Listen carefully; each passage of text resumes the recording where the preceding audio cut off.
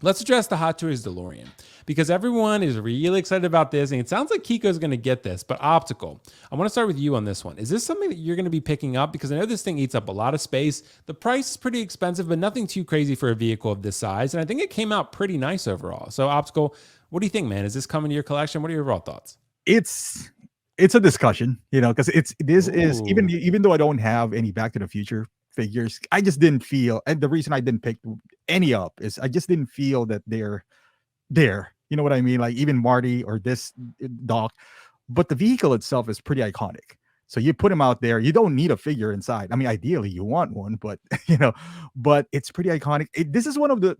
I know you're going back and forth with Tumblr, Will, yep. and I'm the same way with this guy. You're always like, oh man, if it goes on sale like X amount, I'll pick it up. And then it goes on sale for that X amount. I was like, oh, only if you're gonna talk. It's like, it's just not the right time. If it was just 20% more instead of 15, it was like it's Right. like 5% is gonna make a difference. Mm-hmm. Yeah, this is a big commitment. Not price wise, because with in art nowadays with $1,000 Joker, with this being 800, feels like a steal, right? I mean, it's a vehicle, Right. but the commitment here is the space where you're going to allot this, because you can't just throw it in the corner of your room and be like, this needs to be just out there and be with a spotlight or something, because it just looks really good. But it turned out great. I mean, the price is, I mean, I think it's really fair, especially nowadays. You see in art with $500 figures and all that stuff, and this is light up function and electronics and all that stuff. You don't even need to modify that, because back in the day, with the old DeLorean, you need to modify it to make the wheels go like this. It looks really good, and it's a consideration at this point for me. Like you with a Tumblr, you're like trying to convince yourself to get it or trying to Yep. convince yourself not to get it. I'm in that I'm in that middle point where like, oh man, it looks really good, but I don't know where to put it. It's like, Optical so is USB-C too, which is yeah, dope, dude. that is Yeah. amazing. I mean, yeah, I mean, never say never, because back then when the first DeLorean came out, it shoot up to like 3,000. So if we miss this, I don't know, like nothing's impossible nowadays. So I don't, but it's a consideration. If it really hits that point where it's like close to 600 shipped, I might just pull the trigger. Yeah, I dude. might just pull the trigger. And I'm not saying that because the price is not right. It's perfectly fine. It's, at 600, kind of like, all right, I'll make some space, kind of a deal. So Right. Well, it's one of those two optical, and I think we've started to see this where people are like, "Well, I'll wait for the NR." But the one thing you have to consider with NR was with a vehicle like this, it's going to cost a hell of a lot more. With NR, it's probably going to cost around 2,000, if not more. So for that, to me, that's like you got to be a fucking diehard DeLorean fan. Like you gotta love Back to the Future to spend that much when you can get the Hot Toys, which is pretty damn good. And NR probably, I mean, I hope it would be better, right? But this one's pretty damn good already. And $800, really, you can't complain about that at all. That's pretty fair for a vehicle of this size with this much light up feature, with this much electronics involved.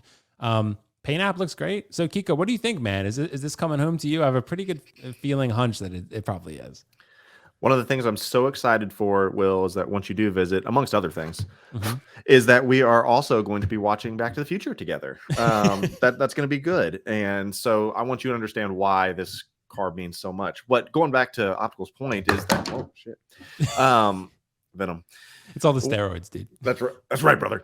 Where was I going? Oh, yeah. Back to Optical's point. He said you can get around 600 shipped or whatever, that's going to be something to consider. Well, I've told you forever is that I've had a shit ton of Sideshow reward points just sitting there, and they're about to expire because nothing's ever in stock. So I'm like, I am putting it towards the DeLorean. So I put all my Sideshow points towards the DeLorean, as well as, a $20 coupon. And so, yeah, it's in the queue. It's pre-ordered. It's ready to go. So as soon as it's in, it's coming straight to me. And as they had mentioned, the fact that it's all light up features, you don't have to worry about batteries because it's USB powered. So, and the fact that this can be displayed in the hover mode is super cool in the base because it gives it a really neat silhouette for display options. Mhm. And I'm really considering, because that's the one thing you need to worry about is the space issue, is where you're going to put it to where it's going to be properly displayed. And that's a big thing. I'm really thinking it's probably going to go right here because I think that's, especially with all the live streams and things that we do, that'd be a great spot for it. But there's two vehicles I would own the DeLorean and the Ecto One. I've told you that. Those are the ones that those are the only two vehicles I plan to own, and this is one of them. I'm excited to check that off. And going back to InArt is, I don't know what more you would want for a premium price. Is that you don't want it too big and too heavy. I know they're talking about, a metal chassis for the Batmobile. Well, then where are you going to put it, without it go crashing down? I mean, this is light, that's good. There's not really anything that's going to degrade. I think even the seats are kind of like the molded plastic, which is fine. And then it's USB powered. I mean, what more could you elevate if you're at, I don't know, maybe some higher quality, I don't know. But then you just get into it being premium just for premium's sake. If it looks this good, I don't know how much better you could make it without being stupid just for, I paid $2,000 because of the name at that point. So that's my thought. Right. And that makes sense. And I think, like I said, it's probably a little more for the diehard Back to the Future fans, but I do feel like for the people that are, willing to pay a premium, yeah, you're probably going to get a metal car. I mean, it's going to be pretty expensive, but it's also going to be pretty heavy too. So we got to factor that into the equation. Like you said, Kiko, you got to have a shelf or something stable that's going to, make this thing, stay. But I would say, as far as this Hot Toys one, you're right, Kiko. I think this is an optical too. This is a pretty damn good value for what you're getting. And the tires are rubber too. I mean, tires are rubber, all that stuff, real and all mesh. those electronics, bro. Yeah. I mean, it's a lot. It's a lot of electronics. I mean, I honestly look at this and Kiko, like Back to the Future 1, I really, really liked it. I don't know if it was enough for me to buy collectibles for it. So maybe I have to watch the other two and maybe I'm going to want to get this afterwards. But yeah, bro. I mean, even I look at this and I'm like, damn, this looks fucking good, man. This looks really good. And I kind of want it, even though I don't even really love Back to the Future that much. I'm not going to get it, but it's pretty dope. I hope Optical gets it though. I hope Optical gets it. To Kiko's point, man, this and Ecto One are just so iconic. Right. It just screams 80s. And being from that era, it was kind of like, hey man, you kind of just have to own it, even though you don't really. I mean, I don't love the film all that much either, but I realized like what it means, like this car in Ecto One. So I love Ghostbusters still, but it just looks so cool.